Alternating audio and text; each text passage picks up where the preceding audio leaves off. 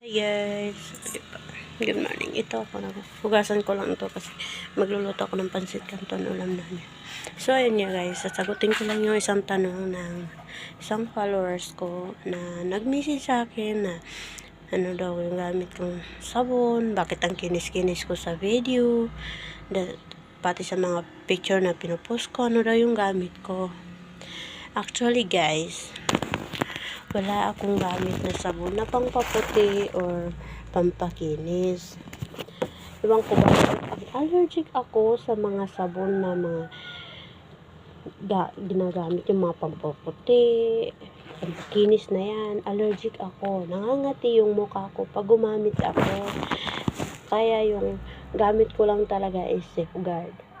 At kung makinis ako, sabi niyo sa video or sa picture, at dahil po yung filter. Okay? Ang cellphone po na gamit ko kasi is Oppo A12. So, ayun. Alam naman natin pag Oppo is talagang kikinis ka doon.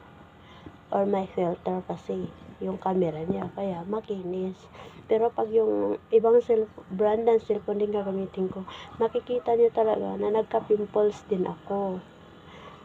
Simula kasi nung pinanganak ko si baby guys, nagka-pimples ako. Wala naman akong pimples nung pinagbuntis ko siya. At nung pinanganak ko si Ate Joy, wala akong pimples. Ngayon lang talaga ako nagka-pimples. So, hope na nasagot ko yung tanong. Bye-bye!